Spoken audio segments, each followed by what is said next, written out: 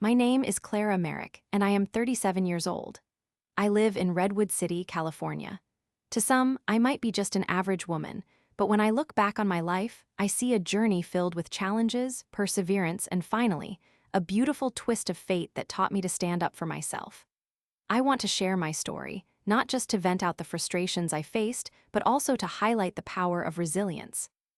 Back in 2015, I was working as a manufacturing engineer for a fishing company. I had dedicated almost 5 years of my life to that place. I was passionate about my work, which primarily revolved around implementing new packaging lines. I enjoyed it more than anything else, but when the process engineer quit, I decided to take on that job too. I wanted to prove my commitment to the company. I was clocking in 16-hour days and keeping my phone close in anticipation of being called in after hours. I thought my hard work would help me rise through the ranks and secure a substantial position in the engineering world. Unfortunately, life had a different plan. Enter douchehead manager, a man who had a peculiar dislike for me. To be honest, I never quite figured out why. He consistently undermined my abilities and would twist my ideas, acting as if they were his own when pitching them to others. It was almost comical to witness the skepticism from my colleagues, who would shake their heads in disbelief as douchehead refused to acknowledge my contributions. While everyone else was worrying about my incessant caffeine buzz from 2 or 3 energy drinks a day and the long hours I put in, douchehead just wanted more work. Then came that fateful first day of the month when everything changed. I walked into the office excited to dive back into a line teardown that needed my attention. As I wrenched away at my tasks, I noticed something strange. Suddenly, people began disappearing into the HR office. Confused, I wandered over to my work friends, but they, too, wore puzzled expressions on their faces. I turned back toward my cubicle and froze as I spotted one of the women from accounting. She was crying as she carried a box filled with her personal belongings while being escorted out. My heart sank as I heard her name being called. How could this happen? And just then, the unthinkable happened.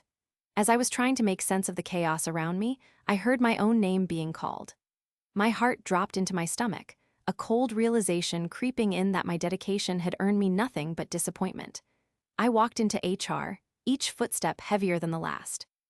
They delivered the dreaded position elimination lecture with a blandness that felt surreal. In the blink of an eye, I was jobless, with no insurance, and only 4 months of pay left to show for just 1 month shy of 5 years of hard work. It felt like being punched in the stomach. I had never received a bad review or even been placed on a performance improvement plan. Clearly, douchehead had picked me out of the crowd to take the fall, and I was utterly devastated. I walked back to my desk in a daze, tears streaming down my face. My colleagues were furious as they witnessed douchehead's second-in-command escorting me away. All I could hear was my packaging engineer friend shouting, "This is BS." The harsh reality was that I was being kicked to the curb just 1 day before my birthday. As the hours passed that day, I learned of more layoffs. One by one, my coworkers were dismissed.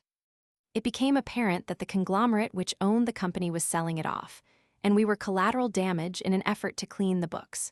The mix of fear and betrayal filled me, especially when I saw women, many of whom I considered my friends, also losing their jobs. It felt like a target was placed squarely on my back, and I still could not comprehend why I had been chosen over almost everyone else. After 1 day, just 1 day, to grieve and drown my sorrows with friends who understood my pain, I decided to pick myself up off the ground and move on.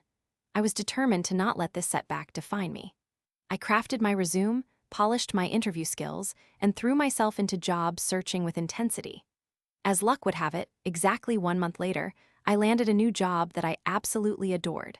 The feeling of relief washing over me was exhilarating.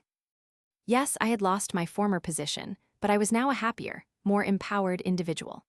I felt free, like I had shed the weight of the old life that had been dragging me down.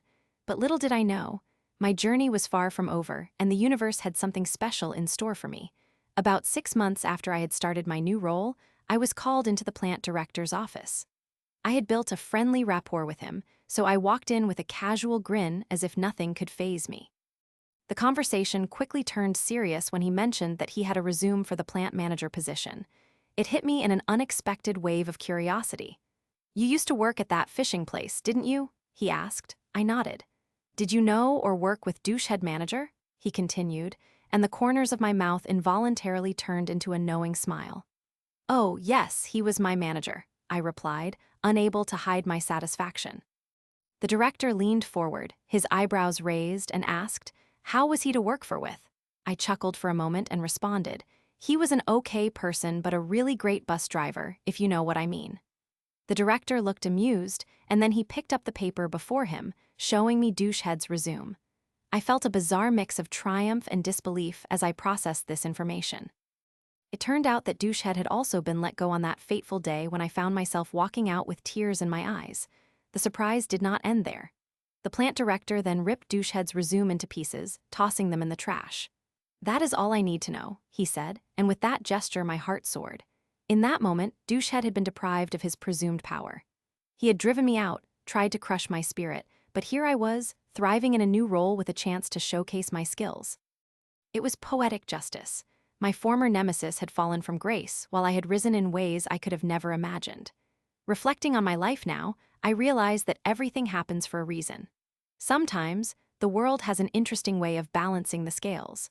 While I was initially consumed by anger and sorrow at being selected for elimination, I had learned to take care of myself and push through adversity. I grew and transformed into someone who would no longer be silenced. My new job empowered me to stand tall, to reclaim my time and energy and mold my career with my own hands. Now, as I navigate my life, I carry with me the lessons learned during that challenging chapter. Douchehead may have thought he could eliminate me, but he inadvertently fueled my fire instead. I was reborn as an indomitable force, fearless, passionate, and ready to take on whatever challenges life presented. He may have succeeded in hurting me at one point, but in reality, it was my journey to fill the void that led me to a brighter future. So here I stand in my new normal, enriched by the plot twists life threw my way, and I am perfectly content knowing that sometimes, revenge is not about seeking vengeance, but about finding strength in the face of adversity. And so I smile, knowing that often when life plays its cruel games, it turns out that the strongest among us may just be the ones left standing, revived, and unapologetically shining through.